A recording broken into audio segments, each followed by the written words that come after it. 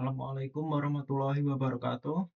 Selamat pagi, perkenalkan nama saya Sahrul Amri, NIM A11 2022 14613. Saya dari STKI kelompok 1. Di sini saya akan mempresentasikan proyek yang telah kami kerjakan, yaitu sistem rekomendasi resep. Baik, kita mulai. Ini adalah anggota kelompok kami. Yang pertama ada saya sendiri, ada Dia Tawakalna, Sifatus Sahwa, Anggun Fania, dan juga Karlita Mahasiswa Mauren. Baik, latar belakang. Makanan merupakan kebutuhan pokok yang memberikan nutrisi bagi makhluk hidup. Bahan makanan yang beragam penting untuk menciptakan menu yang kaya gizi. Dengan perkembangan teknologi informasi, sistem rekomendasi menjadi penting di dunia kuliner. Tapi, banyak platform resep masih belum menawarkan fitur rekomendasi berdasarkan bahan yang dimiliki oleh pengguna. Penggunaan metode Cousin Similarity efektif untuk mengukur kemiripan antara resep sehingga dapat memberikan rekomendasi yang relevan. Banyak orang sering bingung mencari resep yang cocok dengan bahan yang ada di dapur mereka. Sistem pencarian resep berbasis bahan jadi sebagai solusi praktis yang memungkinkan pengguna untuk memasukkan daftar bahan yang tersedia dan mendapatkan rekomendasi resep tanpa perlu mencari bahan tambahan. Sistem ini menghemat waktu dan biaya, memaksimalkan penggunaan bahan dan juga mengurangi pemrosesan saat memasak. Kemudian untuk sistem rekomendasi resep ini sendiri menggunakan metode FIDF dan juga Cousin Similarity.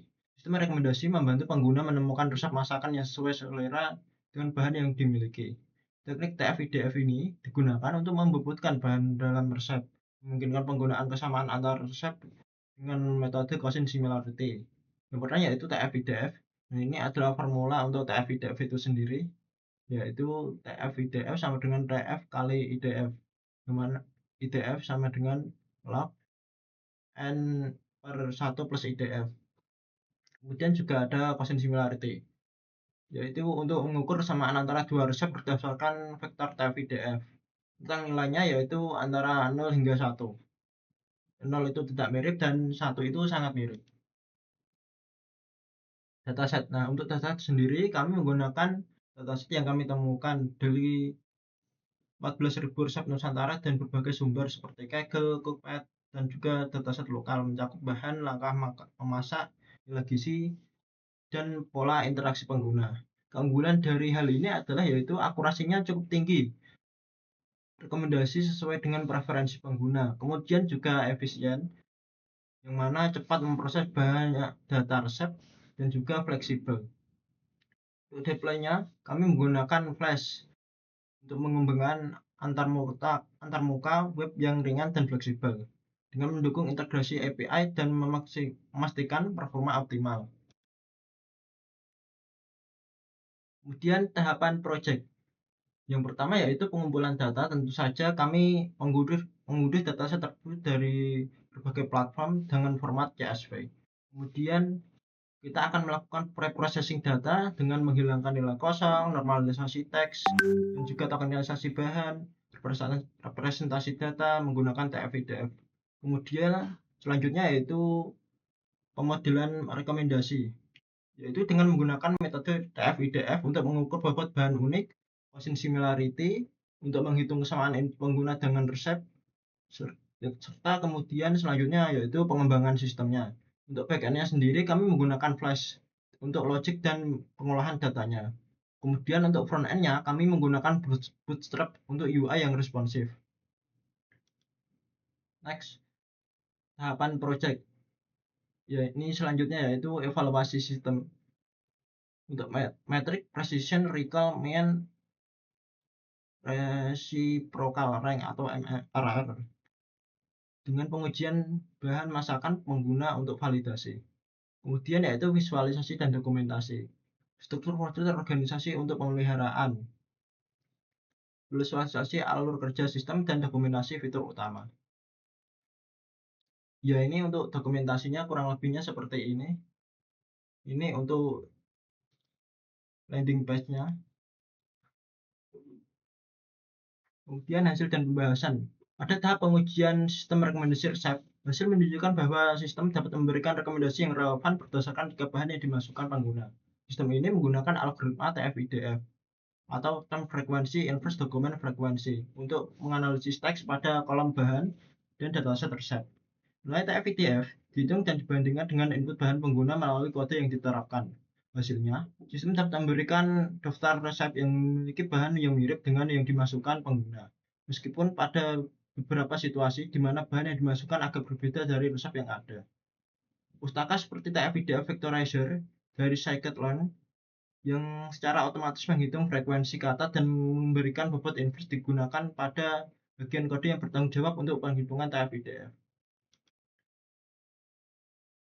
Kemudian ini untuk sistem rekomendasinya itu sendiri nantinya pengguna itu bisa memasukkan 3 bahan di sini kemudian mencari resep. Hasilnya nanti akan seperti ini, akan muncul 3 bahan yang terkait dengan bahan yang dimasukkan tadi.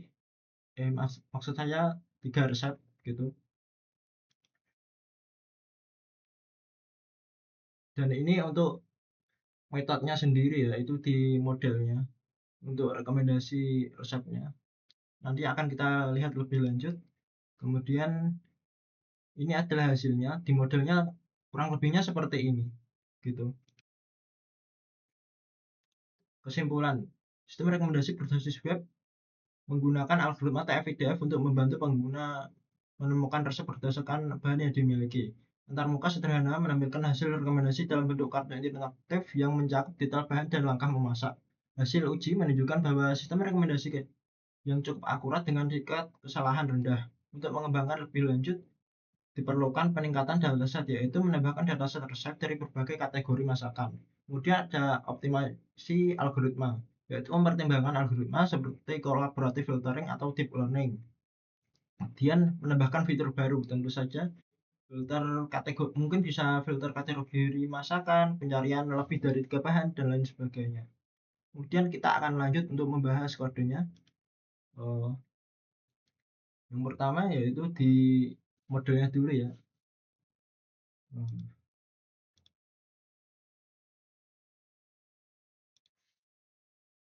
Oke.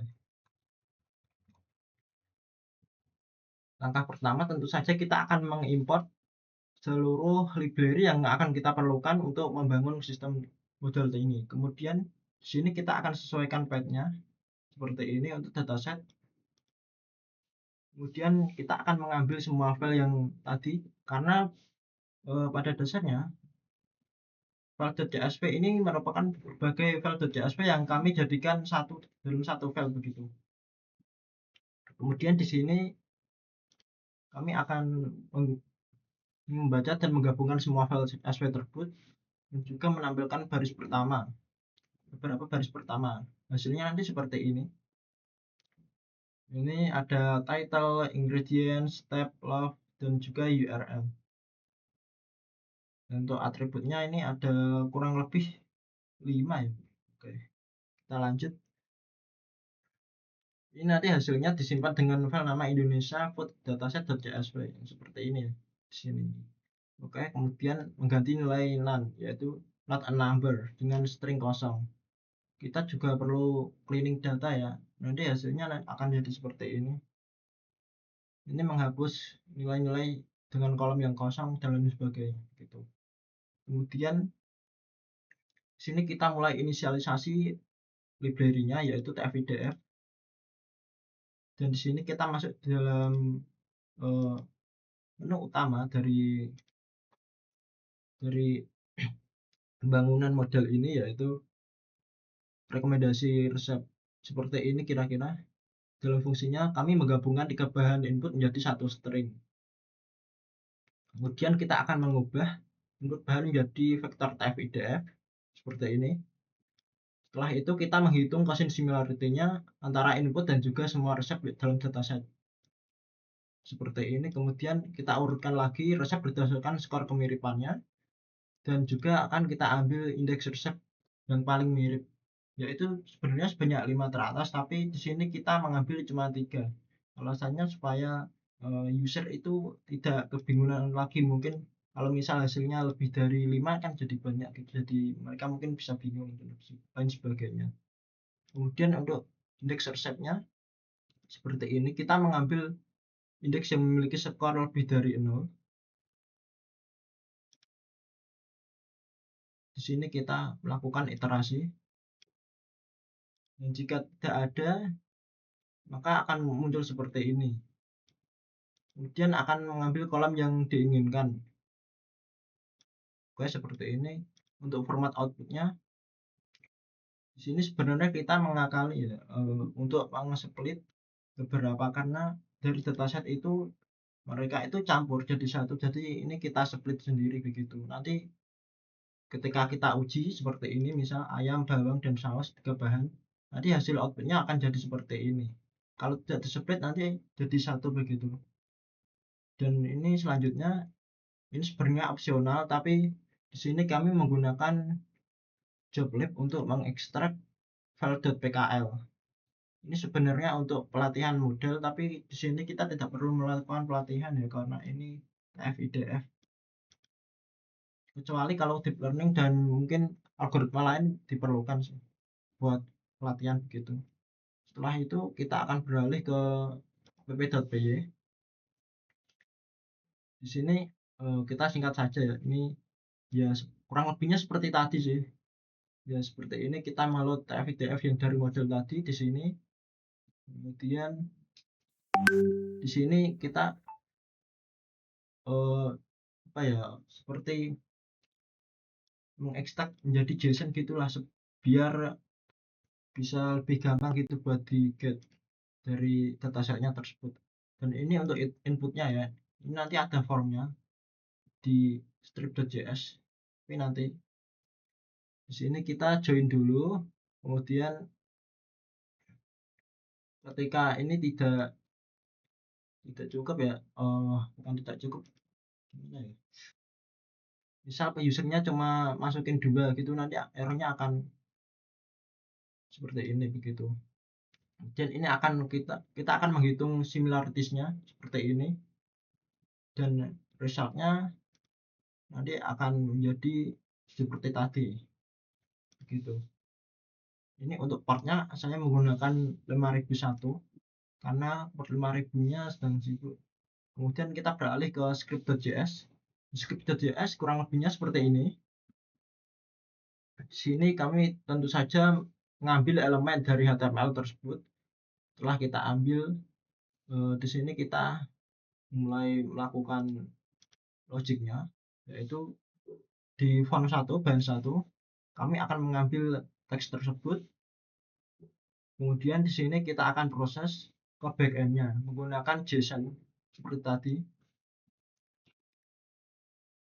Setelah itu kita ambil kembali responnya untuk dikirim ke front end-nya. Seperti ini.